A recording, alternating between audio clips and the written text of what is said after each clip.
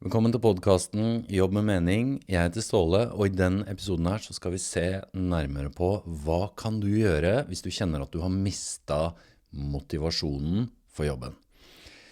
Kanskje du kjenner på at det går litt tregt om dagen, eller du finner ikke helt energien, kanskje du har mistet piffen og litt sånn gnisten. Kanskje du rett og slett bare kjenner at du er litt ferdig der du er, men du har bare ikke kommet deg videre ennå. Så i denne episoden her så skal vi se på 2 konkrete tips for hvordan du kan få tilbake energien og motivasjonen. Og jeg har brukt begge disse ved flere anledninger, og de er egentlig mine go-to-verktøy når jeg kjenner at motivasjonen er i en bølgedal. For det er jo sånn at vi alle mister motivasjonen innimellom. Og det kan kanskje ikke virke som om det skjer med alle. Kanskje det virker som om det skjer mest med meg, fordi det vi får med oss fra verden der ute, gjerne gjennom sosiale medier, så virker det som om alle har litt sånn endeløs med energi, og alle er på, og det er 100%, og det er go hele tiden. Men du, det her skjer med oss alle. Det hender at vi ikke helt føler for å dra på jobb, eller vi ikke føler for å gjøre de tingene vi egentlig vet vi burde gjøre. Kanskje vi kjenner at vi går litt på tomgang, og det er litt sånn som vi har mistet forbindelsen til noe som vi burde være connecta med. Og når vi er motiverte, og når vi kjenner på energi, så er det akkurat som vi er plugget inn i veggen, da er vi connecta til det. Men når vi har mistet motivasjonen, når vi kjenner at energien ikke er der lenger, så er det litt sånn som den kontakta, den er rivet ut av veggen. Vi er litt disconnecta, vi er frakoblet noe som vi egentlig trenger å være tilkoblet til.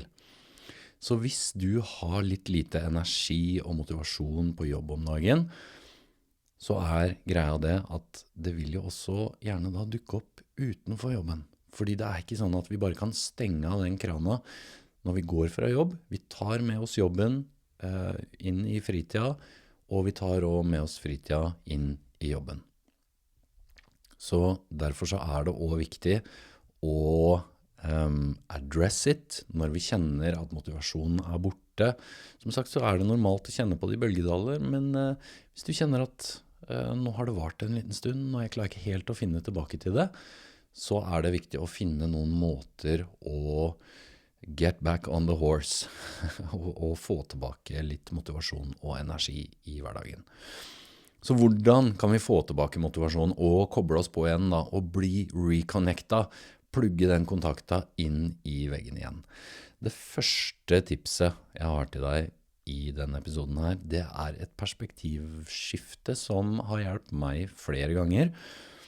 For jeg husker jeg var i en jobb som nærmet seg slutten, og jeg hadde vel jobbet der da cirka et sånn par år, og jeg visste jeg skulle videre om noen måneder, og da jobbet jeg som miljøterapeut. Det var en kjempefin jobb, og den hadde vært utrolig fin i et par år. Men du vet litt sånn, når det nærmer seg slutten, eller du kjenner at det er en sånn overgang som begynner å komme, at jeg skal over til noe nytt, så er det noe som skjer i oss. Ting er ikke helt det samme lenger.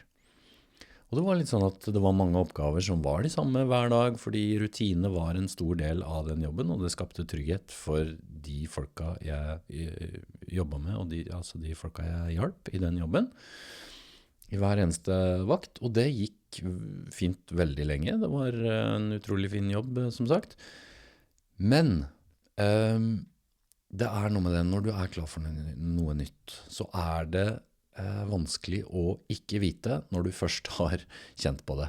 Men jeg husker at jeg en dag fikk en liten sånn epiphany, hvor jeg fikk et lite sånn perspektivskifte, rett og slett. Og det var å tenke, heller enn å tenke hva er det jeg jobber med, så er det hvorfor jobber jeg med det jeg jobber med. Så det å gå ifra å tenke hva til hvorfor. Altså ikke bare hva jeg gjør, men hvorfor er det jeg gjør det jeg gjør. Og den tanken som kom til meg da, er at jeg hjelper jo mennesker å fungere i hverdagen. Jeg er med på å gjøre dagen deres bedre. Det at jeg er her på jobb nå, gir meg en mulighet til å gi det mennesket her en bedre dag. Sånn at de kan ha en så bra dag som mulig. Og det perspektivskiftet der gjorde jo bare at, oi, i meg så skjedde det et sånn skifte. Som er egentlig veldig sånn profound, fordi det her har skjedd flere ganger senere, og jeg tror det hadde skjedd kanskje en gang tidligere også. Men det er litt sånn, det hjelper hver gang å få et litt sånn annet perspektiv. Og bare tenke, ok, men du, det er ikke bare det at jeg har den jobben her. Det er ikke bare hva jeg jobber med, men hvorfor er det jeg egentlig gjør den jobben her? Så det gjør er at det skifter perspektiv, sånn at vi kan se det fra et litt sånn annet ståsted. Og det som jeg synes er spennende er at når vi møter mye nye mennesker, så snakker vi ofte om hva vi gjør, og så blir det litt sånn halvkjedelige samtaler kanskje, hvis du har møtt noen på en eller annen event eller fest eller noe sånt nå, så kan vi snakke ganske lenge om hva vi gjør, som kan bli fort litt småkjedelig, men vi snakker mye sjeldnere om hvorfor vi gjør det vi gjør. Og bare tenk hvor mye mer spennende samtaler du får hvis neste gang du møter noen, heller enn å spørre, ja, hva er det du jobber med da? Spør, ja, hvorfor jobber du med det du jobber med da? Mye mer spennende samtale. Og det leder oss inn i tips nummer 2. Og det er litt sånn, hvis du nå kjenner at motivasjon er litt sånn i en bølgedal, eller er litt på bånd, og at energien er borte, og du er litt lei, så kan du tenke her på, ok, men hva er det jeg gjør i dag som jeg kan ta med meg videre? Hva er det?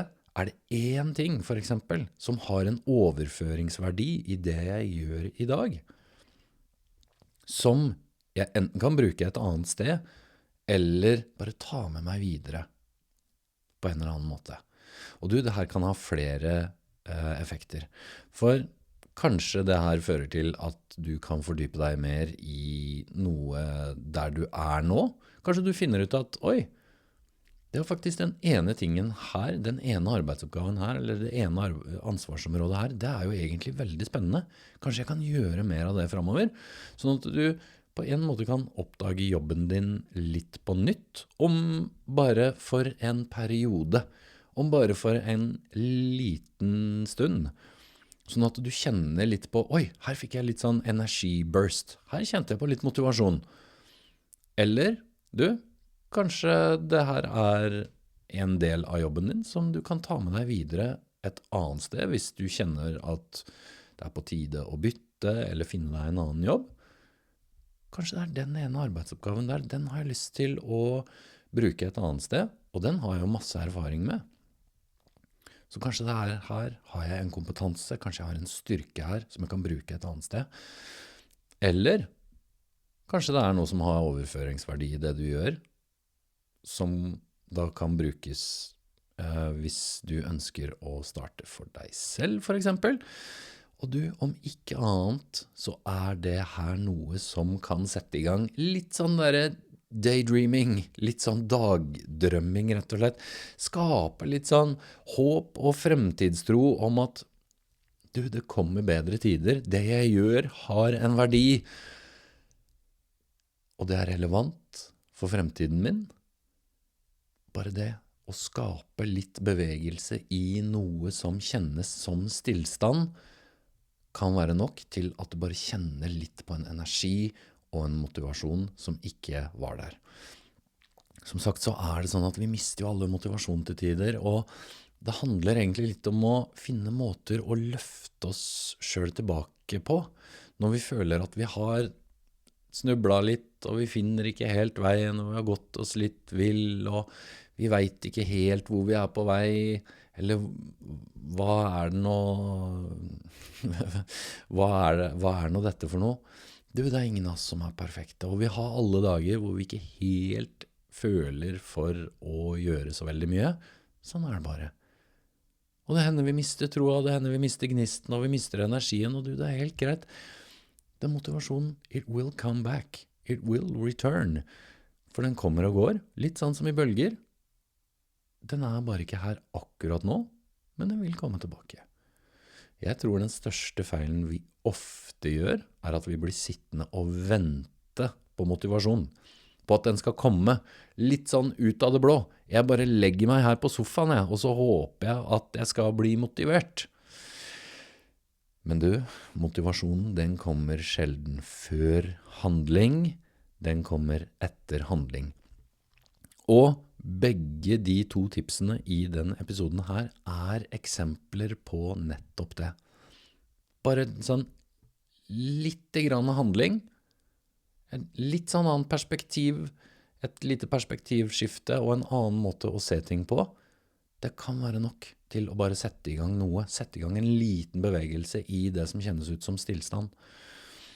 For du, etter å ha møtt tusenvis av mennesker i kurs, veiledning og holdt foredrag de 10-15 siste årene, så det noe jeg tror på, og det at du nok, du god nok, du klok nok, og du sterk nok til å få til akkurat det du har lyst til å få til.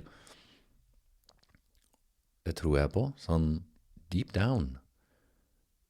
Men det bare det, at noen ganger så kan det føles veldig tungt, og det kan føles veldig vanskelig, og det kan være litt sånn, hvordan i alle dager skal jeg komme meg dit jeg vil? Men du, det betyr ikke at det ikke går, eller at det umulig. Noen ganger så det sånn at andre kan hjelpe oss opp, andre ganger så kan vi rett og slett hjelpe oss selv opp igjen, for du har alt du trenger inni deg allerede. Du trenger ikke alltid mer utenfra. You are looking for the miracle, unaware that you are the miracle looking. Takk for at du lytter til Jobb med mening. Vi høres i neste episode.